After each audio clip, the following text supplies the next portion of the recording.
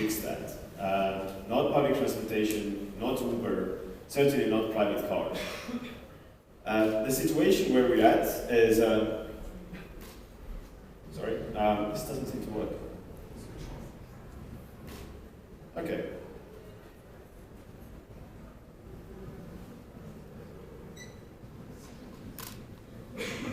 Sorry for the technical difficulties.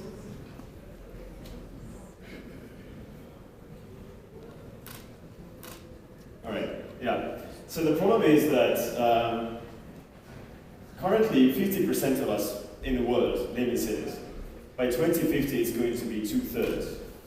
And we love cars. We love them. There's 1 billion of them in the world.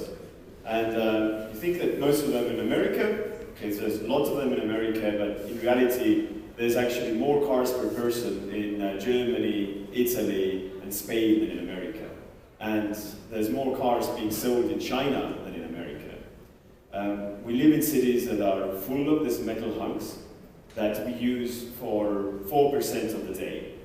So this is something that a typical household is the second biggest outlay after their home or the apartment that we use for maybe an hour a day. Doesn't seem very rational, right? In reality, it creates a lot of problems. One of them is congestion, meaning how much time do you really spend sitting behind the wheel of your car. In UK, average motorists spend more than 10 hours a week behind a car. That means basically 3 years in someone's life. For comparison's sake, they spend 4.6 hours socializing with their friends and family. So cars are twice as important as your friends or your family. Not ideal, is it? Then about pollution, there's obviously issues like climate change, but there's more. When we live in cities which are very packed and otherwise efficient, then the pollution as far as air particulate matter is a big problem. It causes respiratory diseases and even worse.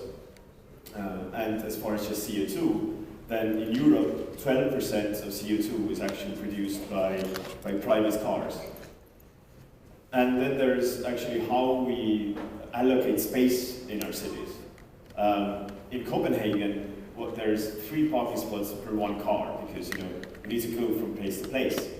What that leads to is that in some of the larger cities, up to 30% of land is actually used for parking spaces. We build skyscrapers and fill them with cars.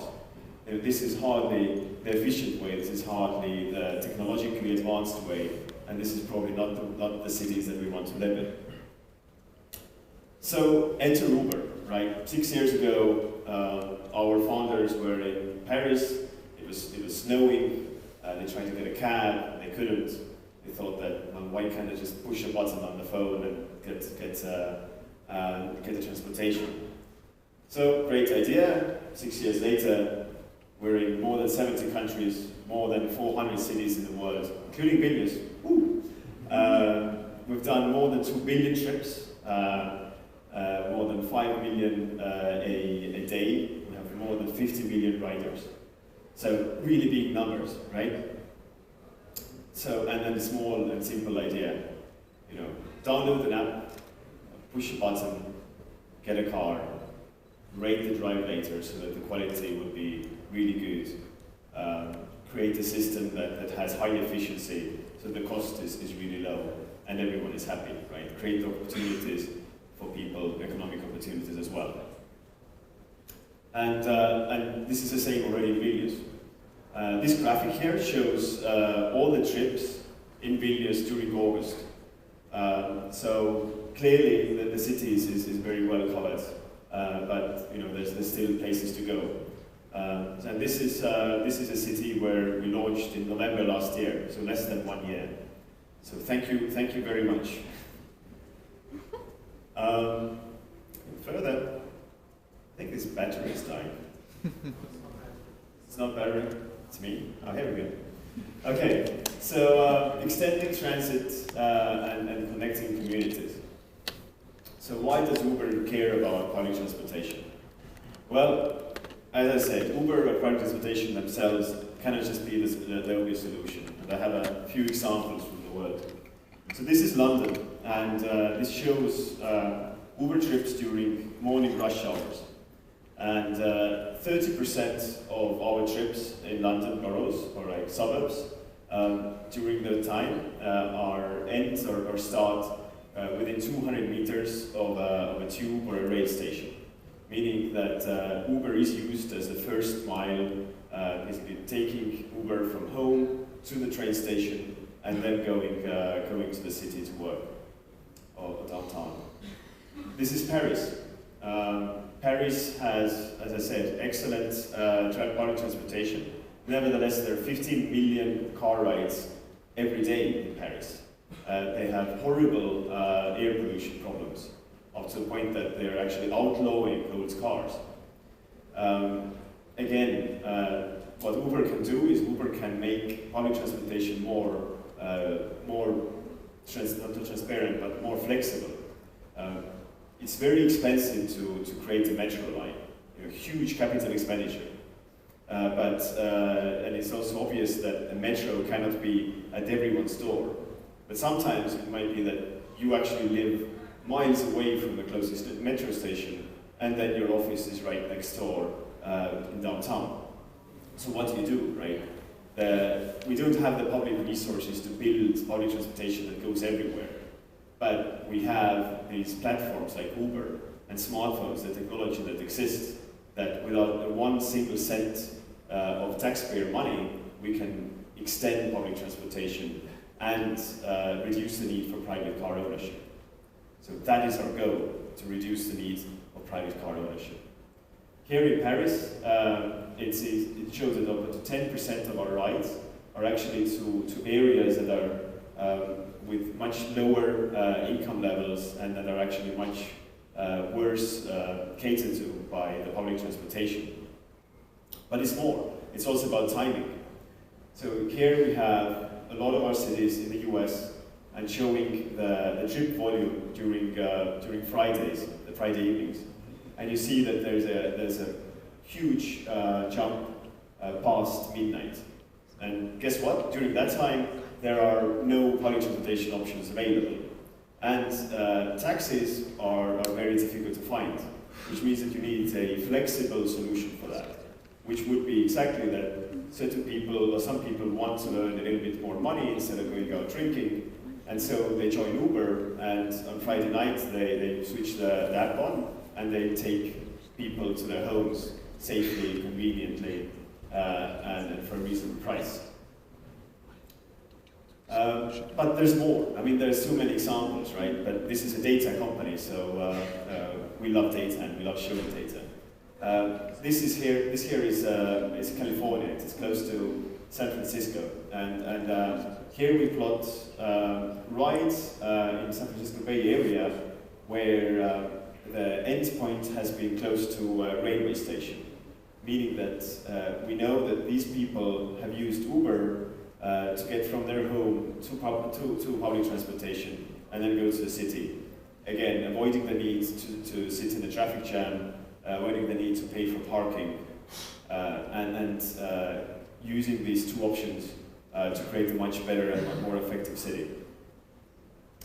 And so it's all great, right? There's London, there's Paris, there's San Francisco, glamorous, huge cities. But what about us, right? What about Baltics and what about Vilnius? Today, we're super happy to announce a partnership to take a first step towards making our cities much more effective, much easier to commute in, and to connect public transportation and Uber in more effective ways. And I want to call Regimantas here from TRAFI.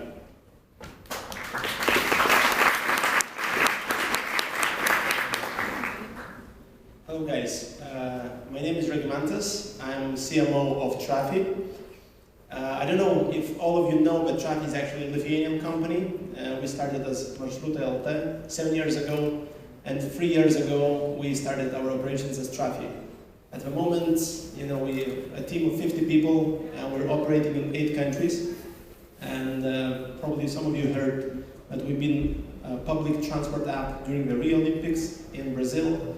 We just launched in 5 biggest cities in the US, and there's like a lot of key milestones we achieved. But I think today is one of the big achievements, and I'm very proud to stand here next to Uber, because actually from today on we just enabled that if you would update your TRAFI app, you would already see Uber integration in TRAFI app.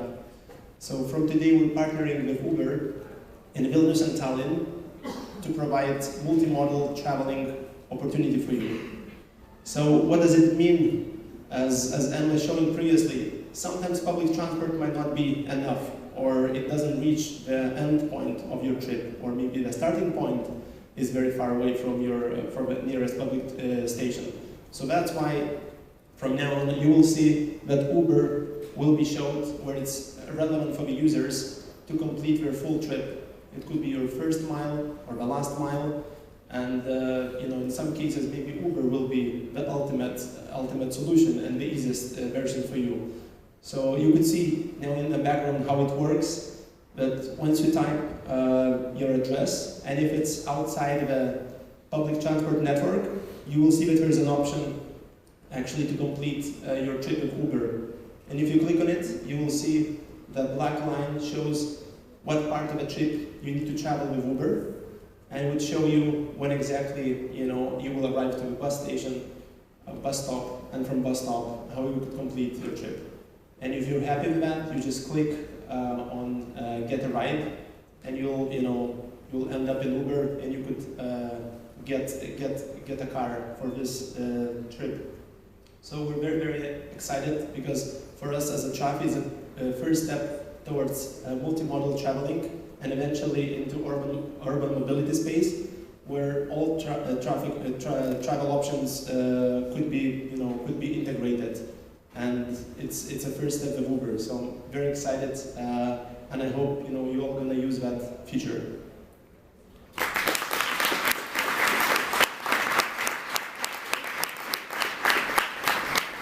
Yeah, who hasn't yet, then definitely download the TRAFI app today. So yeah, we're super excited. This is really, we've done these partnerships before, but TRAFI is moving really quickly. We started talking perhaps last week, and here we are. And it's really great to be doing things with a Lithuanian startup, being in Vilnius, where we have a developed software development center as well. So we're really excited. We will see where it goes, and we want to together basically make the cities better.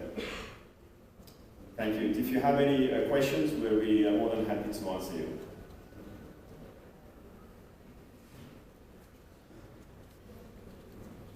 Or if not, then just if you see us anywhere, come and say hi, and we'll be glad to talk. Thank you very much.